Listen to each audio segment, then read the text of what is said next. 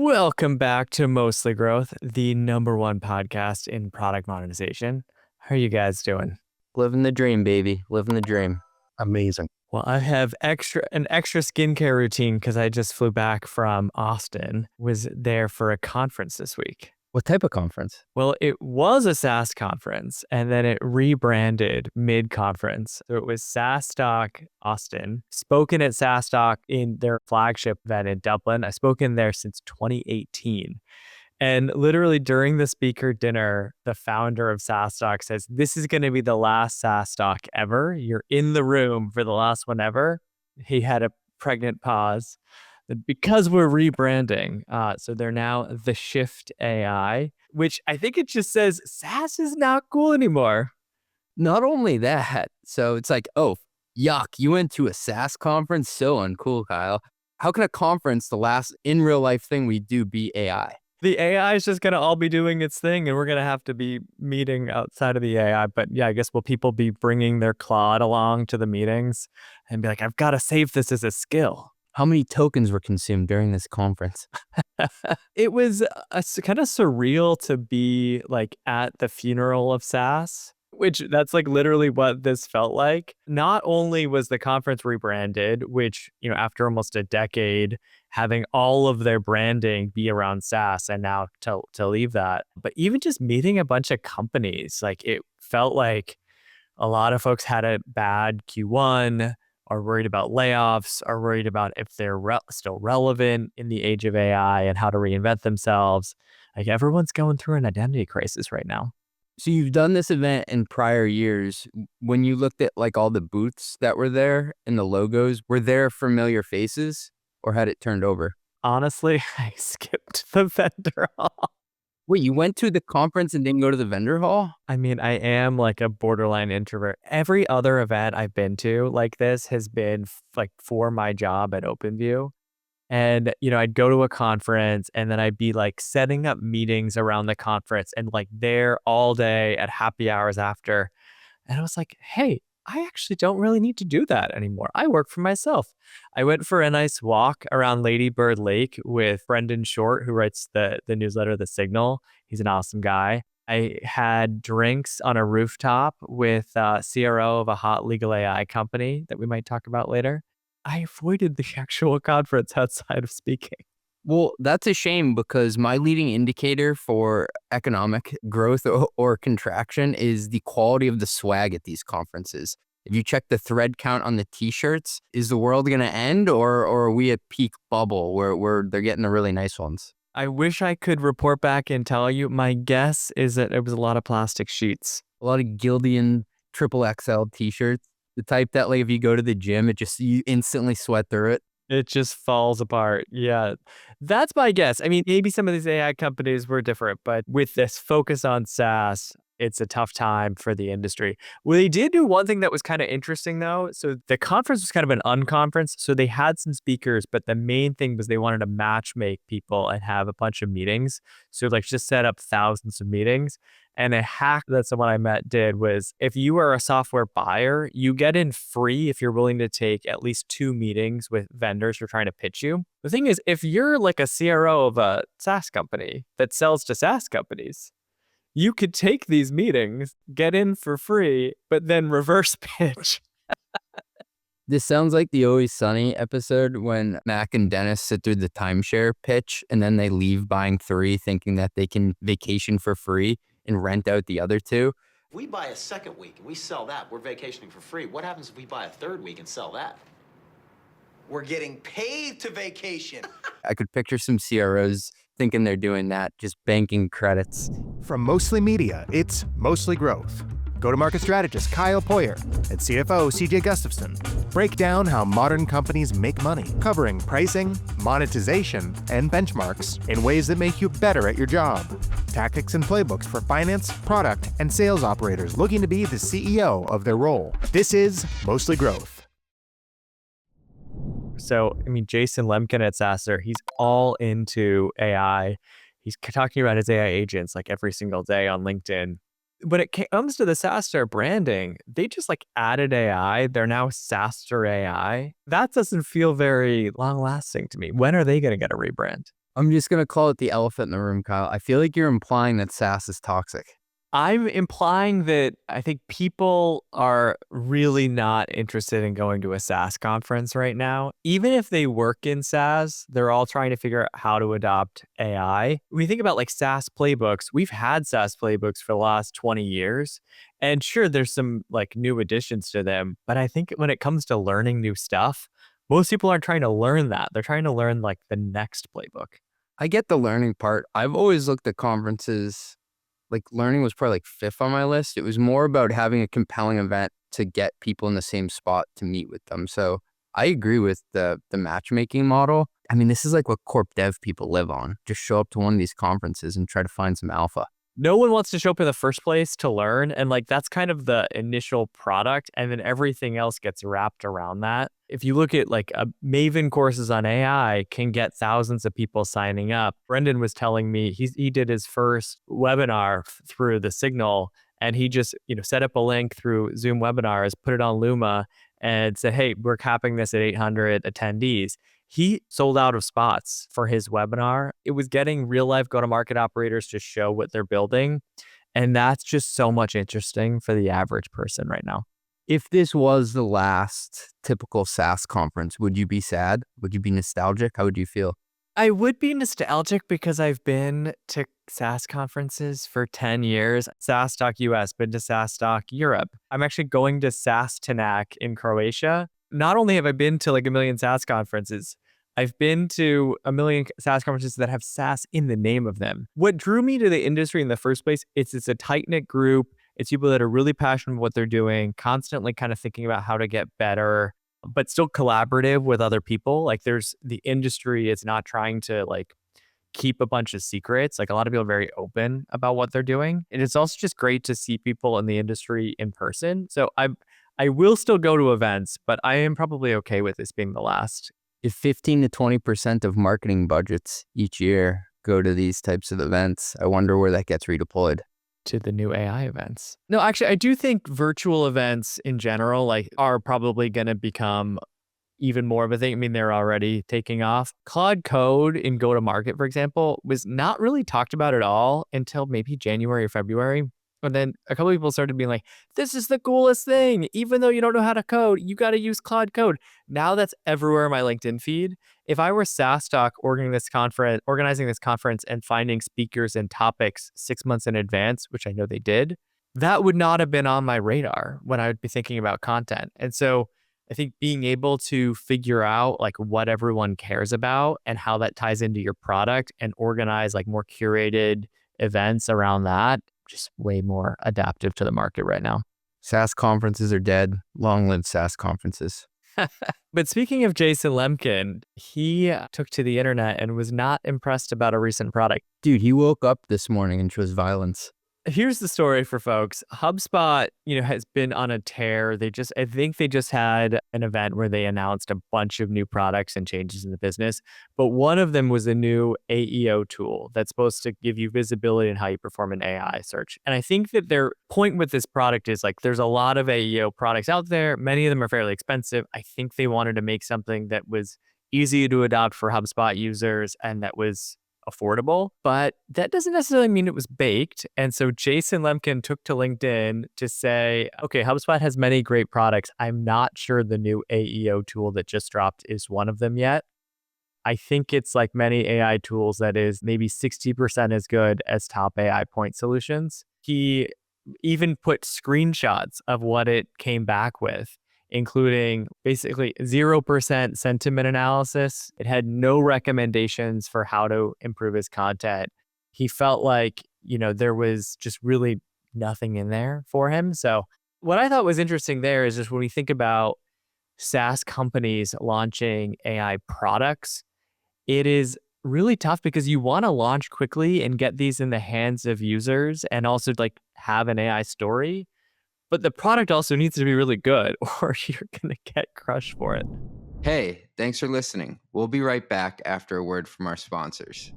When I looked to set up my first CRM at Growth Unhinged, I knew I wanted something that was actually AI first. The world has evolved. Most CRMs are still stuck in the 90s. I found Lightfield, the CRM that remembers everything and does the work for you. It joins all my sales calls, reads my emails, and has the full context on every account. At this point, Lightfield knows my deals better than I do. I haven't had to set up a single CRM dashboard. Instead, I simply ask Lightfield questions like, which deals in my pipeline are most likely to close, or who do I need to follow up with today? It even automatically prepares me for meetings with a personalized daily briefing, and setup was quick and surprisingly painless. Lightfield is my sales coach, RevOps analyst, therapist, EA, all in one. See Lightfield for yourself with a 14-day free trial. Connecting data from your inbox takes just 5 minutes, and you can migrate in under an hour. Go to lightfield.app, that's LIGHTFIELD.app, and use code MOSTLYGROWTH to get 3 months free.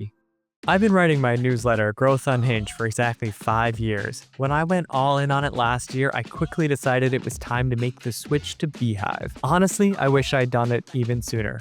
Switching to beehiiv was seamless, but the difference is real. Excellent deliverability, more customization with their AI website builder, built-in automations, and no 10% tax on my revenue. As a data nerd, I especially love beehiiv's dashboards and built-in surveys. My open rates jumped from 35% to nearly 50% after switching to beehiiv, and I'm not looking back. Beehiiv is built for people who actually take newsletters seriously. If you care about owning your audience, it's a no-brainer. Try beehiiv for free by going to beehiiv.com/Kyle. That's beehiiv.com/KYLE. Use code Kyle30 for 30% off your first 3 months. Ali and the team at Tabs are building something that directly addresses one of the biggest headaches I see finance teams deal with today. Pulling data from your ERP, your CRM, your FP&A tools, and your usage systems and actually making it all work together. If you're running usage-based pricing or complex contracts, you already know how this usually plays out. Contracts live in one system, usage data lives somewhere else, billing happens in another tool. RevRec gets layered on top at month end, and finance ends up just reconciling everything by hand to close the books. This is exactly the problem Tabs was built to solve. Tabs is an AI-native revenue platform built for controllers and CFOs. It brings together data from your ERP, CRM, and real product usage into a single system of record. From there, it automates billing, collections, and revenue recognition without finance having to duct tape workflows together every month. If usage-based revenue is core to your business, this is the future of how billing and RevRec get done. Go check them out at tabs.com/run. That's tabs.com/run. The funniest part of this is if you go to the comments, he then posted a picture. It says recommendations, no recommendations just yet. So it's like you could picture him just getting more and more frustrated and like, I'm going to post one more picture because I still can't get anything. I think he makes a good point. And the way that I'm trying to think about traditional SaaS companies innovating and adding AI products, if it's only 60% is good, 70% is good, even 80% is good, you probably have to give it away for free. Like we saw that with Microsoft Teams versus Slack. If it is 80% is good and it's free, I think it can work. But I don't think many people would go out of their way to pay for Teams, right? Like the trick to a long life is to not use Microsoft Teams. And like for HubSpot here, what I don't know is if they're trying to use this as an additional module to monetize, or if it's supposed to strengthen the core offering and to keep their customers that they already have around retained over time. I'm used to this world of like build an MVP. So like get something out there.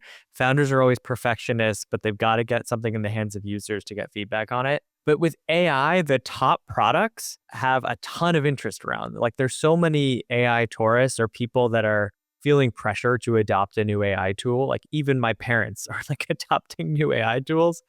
And so you have this moment around launch with a ton of buzz and interest in the product. And if you launch and you get like thousands and thousands of signups on that first day, and then people don't have a great initial experience, you've just burned all of that effort. And then it's really hard to get any of those people to come back. And so I think if anything, I'm seeing companies like hold off a little bit on a GA or like a big launch and then go big once they're ready. But they know the product needs to be bulletproof when they launch. It's fascinating how in the age of AI, on one hand, you hear you should innovate as fast as possible. You should continually release things. Like Anthropic drops a new plugin like every other week. I think the difference is they're usually fully baked and they're really good, but the pace of velocity there is crazy. with some of these traditional SaaS companies, I think what you're saying is you have to come correct with something that's fully done. You only have so many chips with your customers to say, like, we're legit now. You better make it worth it. Oh gosh, I mean, a lot of AEO tools launched well over a year ago. What are some other AEO tools that you know of? So there's Profound, which has probably raised the most capital of all the vendors in the space. There's AirOps, and then more traditional SEO tools like Ahrefs have launched AEO tools. And then even more traditional SaaS companies like an Amplitude have launched AI visibility tracking as well. And so there's probably like 24 options if you wanted an AEO product. And so I think the time for an MVP has passed in this category. If you're going to be HubSpot and be a fast follow, the fast follow needs to probably be 90% as good at a cheaper cost and just baked into the workflow. It can't be 60% as good. In this new world of AI, it brings up a good point with incumbents launching products. How much of it do you think hinges on just undercutting the newer companies that are out there? Like we talked about this on a prior podcast, you can have a loss leader or sell for significantly less if you have a larger platform to sell to, versus the AI native companies that just have this one thing, it's kick ass, and they're going to charge you a decent amount for it. How important is it just to beat them on price versus you think like the feature functionality being 90% or 110% is good? Yeah, it's an interesting question. I think it varies by category, but in this category right now, AI discovery is becoming one of the top sources that people are discovering brands. And so there's a lot of companies we're talking to that tell me, hey, now 10, even 20% of their signups or of their demos come from a ChatGPT or a Claude. And you don't necessarily see these as direct, like they clicked on a link and then they ended up on your site. A lot of times it's more they asked AI questions and then they came to your site later. So everyone's trying to figure out, how do you tap into this? And there are very powerful tools to help you build emotion around this. But many of those tools are fairly expensive, way more expensive than classic SEO tools. I didn't realize that they were more expensive than SEO tools. I think there's justification there because there's a new playbook being written here that's not just like, hey, how do we get our links to show up on the first page of Google? It's like, how do we get AI to talk about our brand within certain questions that come up? How do we get them to talk about the brand in the right way? How do we get them to update those mentions when we change our product or change our pricing? And even in the future, I believe agents are going to start buying, or at least they're going to play a bigger role in purchasing products, not just in the initial research phase. Instead of even just being like a small part of the buying journey, it actually can become the entire buying journey for certain companies. That is a much bigger value proposition than classic SEO. And so I think that these companies, for good ones that are really innovative, like there is pricing power to be had. But I think what HubSpot's trying to say is, a lot of companies don't have, an AEO expert on staff. They're not going to like build this as a core motion. They're like a cash-strapped SMB that wants some initial visibility and just some out-of-the-box help with this. So like, I think they're betting that there's going to be big brands that need all the bells and whistles, and then everyone else that just wants something turnkey, and they're going to try to be that solution for the lower end of the market. What do you think of all of these SaaS companies lately, or really just tech companies, especially the AI companies, leaning on celebrity endorsements? Are you long or short celebrity endorsements? I mean, you're a celebrity endorsement for some tech products, huh? That's a stretch. I mean, I don't have a Netflix series or something, I guess in the traditional sense. We talked before about like distribution is one of the few moats left and how much companies are investing in distribution advantages. We talked about even like Athletic Greens going really big on influencers. And I think that like when you look at influencers in tech, like, or really in any product category, like there's not that many people that your target audience like immediately knows. And so I think that for a lot of companies, like there's not necessarily a big influencer within their niche, which means they kind of have to go the celebrity route if they want someone that can break through the noise. The other thing is like, I think with a lot of AI products, the value prop seems similar on paper. And so it comes down to like brand, trustworthiness, who has staying power. Like you want to basically position your company as the best option. And if you can get someone really trusted as a celebrity, that can, I think, go a long way in like showing that, oh no, yeah, you're a legit product. One example that I've seen recently, the Jude Law commercials for Lagora. Have you seen this? I did see that one. The recent show that he had on Netflix was really good. I didn't know him from anything else but that. You don't know Jude Law from anything else? To me, the biggest thing is the holiday. It's Kate Winslet, Jack Black, Cameron Diaz, and Jude Law. Anyway, Jude Law literally has law in the name, and their tagline was "Law just got more attractive." I don't know if that came out of like a non-sober moment of brainstorming where they were like, this would be a really cool idea, and then they had enough funding to go do it. But it's a smart way of standing out and like showing that you have a very legit brand. And in their case, they're going up against Harvey, right? Which is a little bit more known. It's like has had more funding. They are US based, Legora is Europe based. So this is a big way for Legora to say, hey, like, don't just look at Harvey. There's another game in town. It's funny because I was talking to a VC last week about these two companies in the billing space. And what he essentially said was, oh yeah, company X is a lot further ahead on marketing. Company Y is a lot further ahead on product. We'll have to see who wins in the long term. And it reminded me of the same thing happening in the law stuff. Like eventually, if AI allows them to get to a point where the underlying product, it's not commoditized, but it's very similar. How do you stand out? And which would you rather have first, right? The absolute best product, if all things are equal, right? In perpetuity, or the branding that's somewhat unique and has a voice and personality to it. If I were Legora, I would probably say we have a great product. People just maybe don't know about it because we came second and we're based in, I think they're based in Sweden. And so if you're a US Fortune 500 company, you probably don't immediately like think of them as an alternative to Harvey.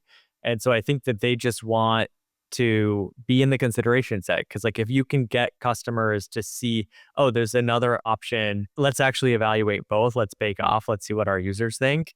Like I think their bet is if they can get in that consideration set, they'll win. How often are there tech refresh cycles in legal? Probably not that often. So you're really not trying to hit them over the head with the product features at this time. You just want them to know your name. So when it is time to buy, you're within that consideration set. And it could be as like caveman simple as like Jude Law commercial, Lagora. Okay, yeah, let's call them up and have a bake off.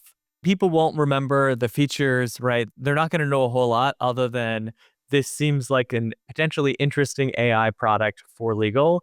And so we should consider them if we're looking at this space. Now in legal, it does feel like this like gold rush with all the funding with products out there and the growth. Like this is the time when both law firms and corporates are looking at legal AI. And I think that if you're not in the consideration set now, you might never, ever have an option of being chosen. It is a trend I'm seeing, though, to take what would be a boring back office B2B software and sprinkle some celebrity on top to make it more interesting. Like Salesforce has the Matthew McConaughey commercials. I don't know why I'm now associating Matthew McConaughey, this hunky actor, with a CRM, but I guess it works, right? Ramp has Kevin from The Office and Saquon Barkley. Expensify had 2 Chainz and Adam Scott for a while. Exactly. We talked about that. So I'm all for it. I think it brings it into the conversation. And that's sometimes all you need to be around when there is a compelling event to buy.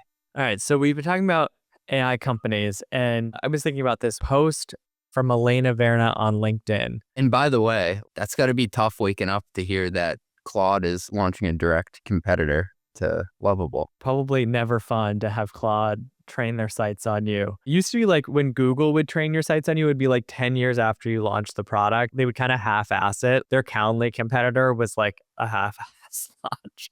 Claude is like much more frightening. We even talked about for Legora, their goal with Jude Law is like just get their name out there, like get their brand out there. Not really teach a whole lot of people about like what to do with the product or how it's different. And I think what Elena is saying is we're living in a strange moment in tech. Users seem more motivated to figure out AI use cases than the AI companies themselves. Part fear and FOMO, part curiosity and excitement. That was usually the company's job, remember? And I find it's such a great point. Like using Claude code for go-to-market, that was never, I think, an intentional use case for Claude. And it's really hard to figure out how to like use it effectively because go-to-market people have to teach themselves, like GitHub and program, some like basic programming stuff. But the users are figuring out for themselves and then like are very motivated to tell other people about it. I think it's both like a really exciting opportunity right now where businesses can discover new use cases and then they can invest in more marketing or go to market around things that they see a lot of organic traction on already. I mean, I'll call bullshit on some of these tech companies. Like, you just need to do a much better job educating people because people will figure out the right use cases if they're motivated around your product. But for a lot of AI products, your users do not have that patience and they're just going to leave and not do the extra work. What I can't decide is what part of this is laziness on the company's part to educate people versus the motivation that you usually don't see to go out and be creative and try something and consume tokens. Like if I told you 5 years ago, like, Kyle, I have this sick new way to build a sales capacity model, you'd be like, CJ, like, go back to bed. But now I can create a newsletter post about that with a walkthrough and a video. And this is catnip. Like I want to learn about this. I want to build my own.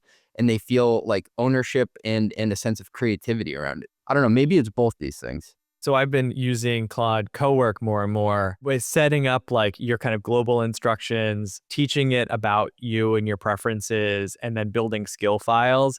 Like it finally feels like the AI is more personal to like who you are and what you're trying to do. There've been so many false starts with AI where we've all been told this is the next big thing, and then we try it out and it's kind of like meh. And I think this is one of the first times people are like, oh, it's worth my time to invest in this because there will be compounding advantages to the time spent right now. And I can actually have AI that's not just producing a generic slop that everyone else sees, that like I can take the time to make something that feels exactly what I want, which also means like we're still relevant as employees. We're not just being replaced by AI. Like we're making a better product with AI. It reminds me in days when people would brag about the zaps they'd create with Zapier, but like on the next level. We used to send Typeform data to a Google Sheet. Then you'd refresh the sheet like, look, the data's in it.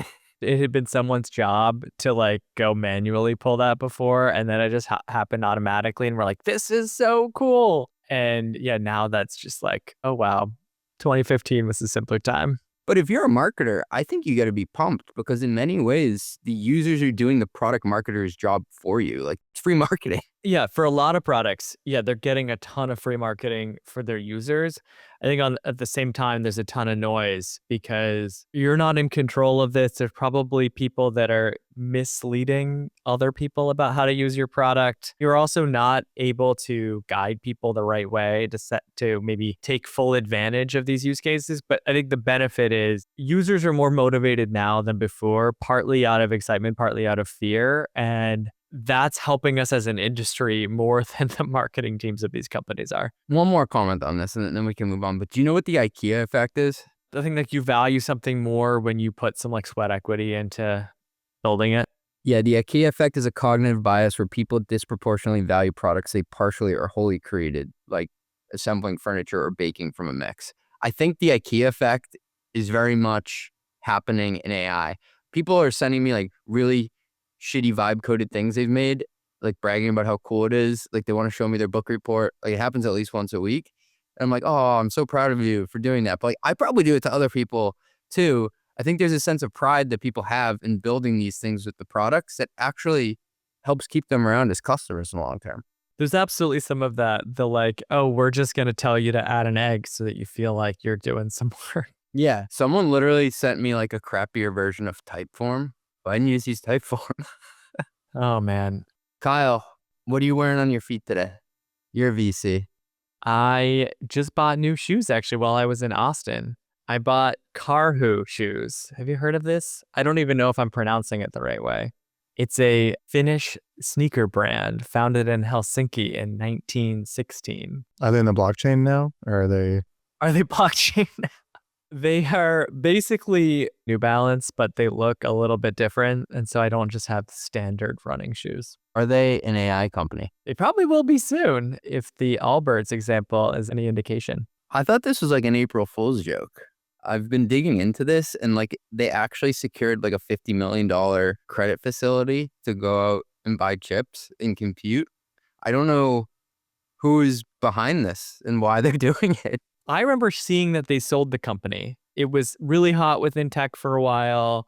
Even Obama, I think at one point was spotted wearing Allbirds. And to their credit, like it was a very comfortable shoe, but then just stopped being like a hot shoe brand a few years ago. And they've been steadily limping along. But I saw that they sold the company. And then I see news that like the stock is surging because of AI. And like none of it makes any sense to me. I think it had a bit of a journey like a Bonobos or like And One, if you remember like the basketball clothes back in the day, where they were overly sold to cheaper wholesale type places like a TJ Maxx or something, which cheapened the brand because it flooded the market and it's not cool anymore. The brand ended up being basically liquidated. I don't know if it was technically a bankruptcy or what was going on there, but it's still a publicly traded stock. It gets sold off to somebody else. This is what I think people are getting backwards. From my understanding, it's this new buyer who has pivoted it to an AI company. And what they're doing is they're getting capacity to actually have chips. And it's a similar move to what CoreWeave has done in a way where you rent the chips and then you supercharge them and then you sell them so they work better for somebody else. So this is like a completely non-technical version of it. But once again, this is a non-technical company. What are they bringing to bear? I guess being in the shoe business, Like access to sheep? Like it's the New Zealand wool from what I remember that's rain resistant. So that's what makes no sense. It's a meme stock. I honestly think like if you strip back all the layers, where's Occam's razor? It means it's probably the most obvious thing. It's just someone trying to do a meme stock thing to get the price up and then some sort of financial arbitrage here. Like I highly doubt they ever come out with a real product. Well, I do have to give them credit on the name. So we talked about SaaStock rebranding to The Shift. Allbirds rebranded to Newbird AI. Everyone's rebranding to an AI company. Mostly Growth is a Mostly Media production. Executive produced by Ben Hillman. That's me. Additional production by Steve Sarasoli. Nothing said on this podcast is intended to be business or investment advice. It's the sole opinion of CJ, Kyle, and Ben. Just some guys who love talking growth. Mostly. If you like this podcast, hit subscribe and give us 5 stars. It'll only take like 2 seconds and our algorithm overlords love it. Drink water, call your mom, and have a great day.